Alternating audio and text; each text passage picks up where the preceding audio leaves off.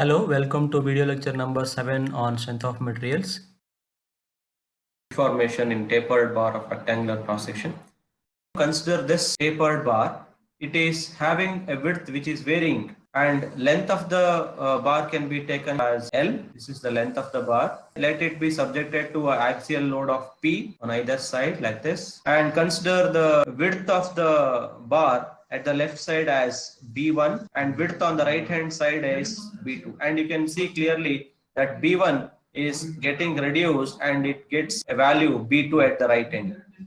That is why we call it as a tapered bar.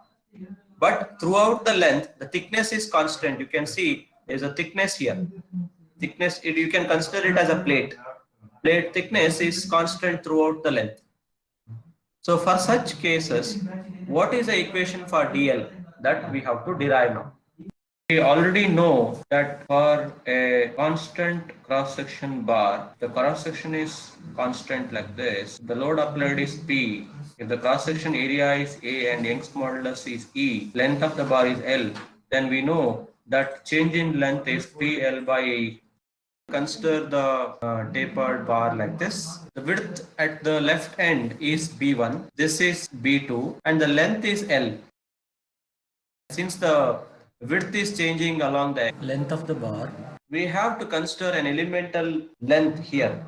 This is the element I am considering, and let it be at a distance of x from the left end. And length of the element, this is the length of the element. This I am calling it as dx, small elemental length dx. Now I have to find out this width. I'll call it as b, and that b will be in terms of b1, b2, x and l. I'll imagine a triangle here. You draw a horizontal line here and vertical line here. This is a triangle, and in this triangle, can I write this height in terms of b1, b2? Only this portion, it should be b1 minus b2 by 2. And if I am interested in this region, I'll call it as y. So can I find y in terms of b1, b2, x and l? Consider similar triangles and take the ratio of the sides. So x divided by L is equal to, x is the length of the smaller triangle here and L is the length of the larger triangle. So this should be equal to height of the smaller triangle is y divided by height of the larger triangle is b1 minus b2 by 2. Now from this I can write what is y. Y will be b1 minus b2 by 2 into x divided by L. Now with this y, can I write the expression for b now? What will be b in terms of y? B is equal to b1 minus 2y.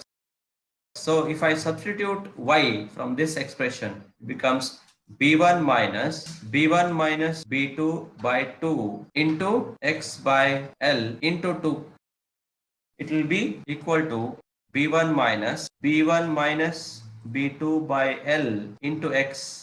I can also write this in terms of a constant b1 minus k into x, where k is equal to b1 minus b2 by L. Because b1, b2, L are all three are constant, for the time being I'll take it as k. See now, this is the expression now for b in terms of b1, b2, L and x.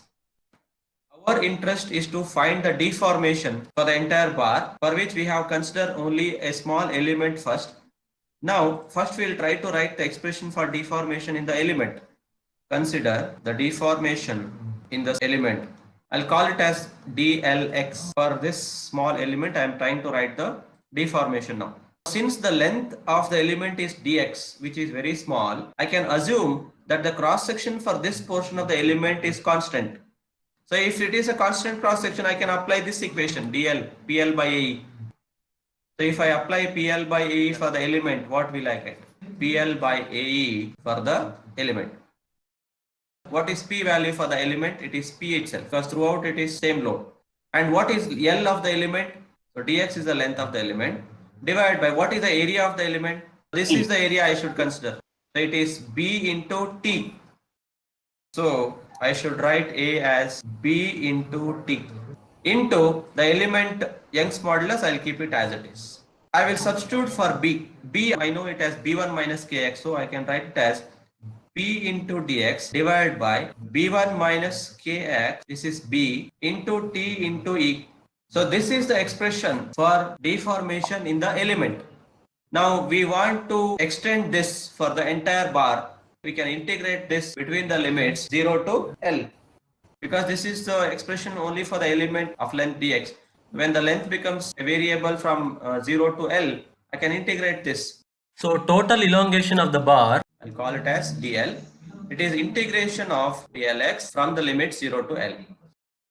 So we'll substitute that dlx. So it is the integration from 0 to L, b into dx divided by b1 minus kx into t into e. Now I have to integrate this. P is a constant and t, e both are constant. So I'll take them outside and remaining I'll integrate. So integration of dx by b1 minus kx is what? Integration of 1 by x is log x. So I have to write the integral as log of b1 minus kx into the constant minus 1 by k, limits 0 to L. Now we will substitute the limits. So this will be equal to, now I can take k also outside. So p divided by t into k into e, and remaining is minus log b1 minus kx between the limit 0 to L. K is what? b1 minus b2 by L. So we'll take minus outside and we'll substitute the limit L. It becomes log of b1 minus k is what? b1 minus b2 by L. And when I substitute x is equal to L, it becomes L here. This is the first limit. Minus the other limit 0, if I substitute, becomes log of b1 minus 0. So if I simplify further, p divided by t k e, and this is minus log of b1 minus c, L and L will be cancelled, and it is minus log of b2, first term, and second term will be minus log of b1. This minus can be taken inside, so it becomes p divided by t into this k also I can expand it. I can expand it as b1 minus b2 by L into e, and this minus, if I take it inside, it becomes log of b1 minus log of b2, and log b minus a is log b by a, so I can use that. P into this term, I can write it as log of b1 by b2 divided by t into, and this L I'll send it to numerator, so it becomes PL into log of b1 by b2 divided by t into e into b1 minus b2. This is the expression for the deformation in the tapered bar of rectangular cross section. Now we have one more derivation similar to this. We have to consider the circular cross section. Yeah, it is a tapered cross section like this. You can say diameter is, can call it as d1 here. Here the diameter can be d2, and it is also having the same length as before, L. L is the length, and it is subjected to a load of magnitude P. Here we have to find out the deformation for the entire bar. Now, like what we did in the previous case, if I take the front view, it looks like this only. So I'll just write the front view here, loaded like this. The diameter here is 5 d1. Here the diameter is 5 d2. Length is L. Now, like what we did in the previous case, we have to consider an element here also. I'll draw the element, small elemental length. That element is considered at a distance of x from the left end. Element thickness is dx. Now, the diameter here, I'll call it as d. We know, just like previously what we considered, this triangle we considered, and based on the triangle, we know that this is d1 minus d2 by 2. So I can find out what is this y. So we have found out that y is equal to d1 minus d2 by 2l into x. So d is what? D is equal to d1 minus 2y. When I substitute y and simplify, I will get as d1 minus k into x, where k is equal to d1 minus d2 by L. See, the k we defined previously as b1 minus b2 by L. Now it is d1 minus d2 by L. Now we consider the deformation in the element. Area, this portion will change. It has to be pi into d square by 4 now. So P is a load, L is dx for the element, area of cross section for the element it is pi d square by 4 into Young's modulus E. If I substitute for D, becomes P into dx divided by pi by 4 into D square. D is what? D is d1 minus kx, d1 minus kx whole square into E. Now we got the expression for the deformation in the element. Now we have to extend it for the full bar. So total extension, I'll call it as dl, is equal to integration of dlx over the limit 0 to L. So when I substitute 0 to L, P into dx divided by pi, I'll take the 4, the numerator, pi by 4 into d1 minus kx whole square into E. Now integrate and simplify to get the final answer like this.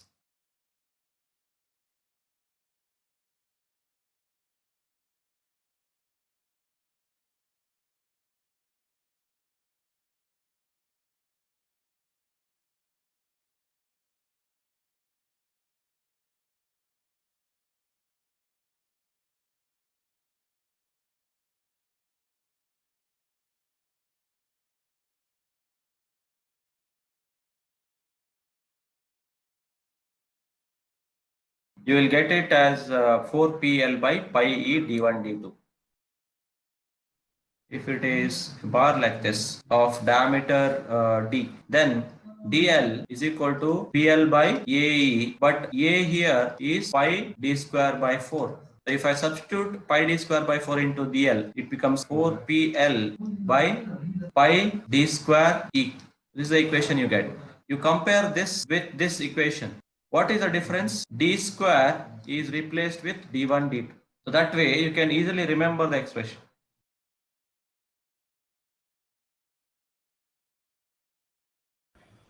Determine the total elongation in the bar shown by taking Young's modulus as 200 gigapascal. This problem, dimensions, loads, everything is given. I will write that.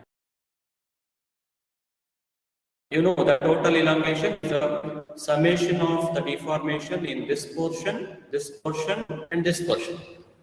And deformation in the portion 1 can be easily evaluated by using PL by AE expression because the constant cross section portion. Same for portion 3 also, that is also constant cross section portion. But portion 2 is tapered. Here the diameter is 25, here the diameter is 50. It is circular rod. Total deformation equation dl1 plus dl2 plus dl3. Now dl in portion 1 is what? It is just PL by AE of portion 1. dl in portion 2 is what? 4PL by d1 d2 to E plus dl for portion 3 is PL by AE for portion 3. Now we can substitute all the values. All the 3 portions are subjected to same load 20 kilonewton because there is no other load present here. And all 3 portions are of the same material E. So P and E are same for all the 3. I will take them as common. I will write it outside. P is 20 kilonewton divided by E is 200 gigapascal. 200 into 10 power 3. And in the bracket, I will write L by A for portion 1. Portion 2, you have 4L by pi d1 d2 in portion 3. For portion 1, L is how much? 400 divided by A for the portion is pi into 25 square by 4. So L by A is written for first portion. For the second portion, I have taken P by E outside. So remaining is 4 into L. L is 400 here divided by pi into d1 d2. So d1 is 25, d2 is 50. And third portion, L by A, I should have to write. L is 400 divided by A is pi into 15 square by 4. You can calculate this and you should get a deformation of 0.4437 mm. The same problem can be given in a different way. By giving the net deformation, he can ask you to calculate one of the dimension or Young's modulus, whatever, or the load. Just a reverse way also can be asked. Now it's a straightforward problem here.